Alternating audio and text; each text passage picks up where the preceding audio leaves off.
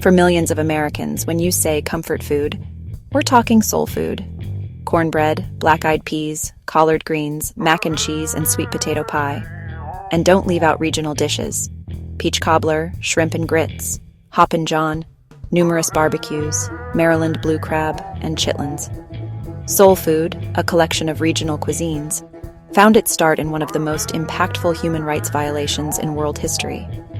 Enslaved people took meager rations and imagined a food tradition that incorporates complex umami flavor with locally sourced ingredients. So how did these beloved dishes transform from morsels for survival into a thriving source of cultural culinary pride?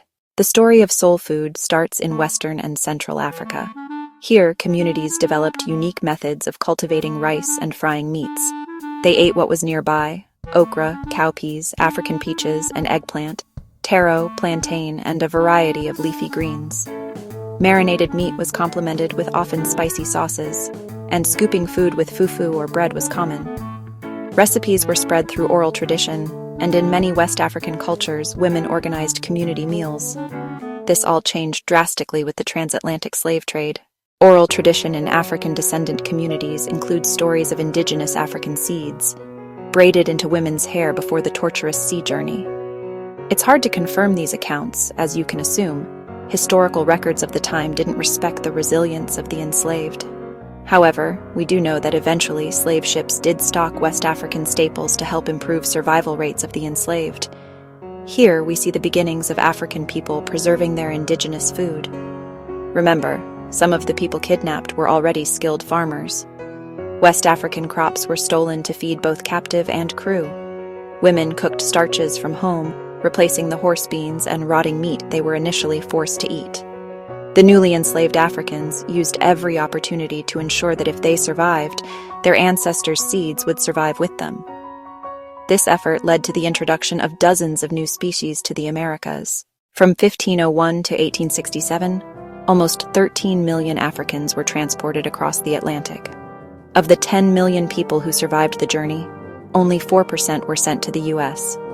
Here, a group of captured people converted slave rations, French cooking techniques, Native American crops, and African agricultural knowledge into what we now call soul food. From the 16th to the 19th centuries, enslaved cooks in America fed people in the fields, in the main house, and were ready to serve any guests at any time of day. But what diet could possibly sustain a person with a 16 to 18-hour workday? Well, it couldn't be the slave rations, which were as little as 5 pounds of starch and a few pounds of meat per week. Even worse, rations were reduced for people who were pregnant, elderly, or young. So how could this feed an entire family? Many of the most iconic soul foods you can enjoy today: collard greens, red beans and rice, ham hocks, cornbread, chitlins, fried fish, pig feet, stemmed out of necessity. Some enslaved people petitioned to not only hunt and gather local plants, but to keep garden plots to supplement their malnourished diets.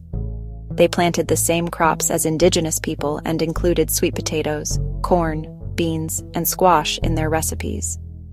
Watermelon, grown from seeds carried over on slave ships, were planted as a saving grace for field workers during hot days in the sun.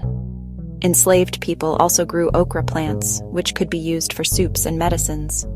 They noted what indigenous people like the Haudenosaunee and Cherokee ate and modified ancient dishes to fit their new climate. Soul Food's iconic chicken dishes may be due to laws or slave codes that dictated how slaves could behave.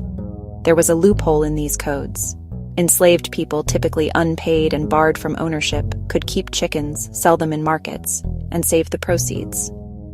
These garden-raised chickens provided necessary sustenance and in some cases allowed people to buy their freedom. They used all parts of the chicken: feet, neck, gizzards, and used frying techniques they knew traditionally. They observed indigenous methods of smoking meats and drying fruits as a means of food preservation. Enslaved people preserved food in potato holes for times of need or resistance, as some of their ancestors did in Igbo culture. These cooking methods laid the groundwork for barbecue.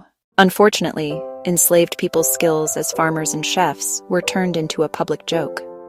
Minstrel shows and cartoons spread harmful imagery of Black Americans, mocking the food enslaved people cultivated for sustenance. This legacy lasted long after the Emancipation Proclamation of 1863. In the late 19th century, Black Americans were oppressed by laws defining what freedom meant for their communities. These laws tried to prevent them from gathering in groups or owning land.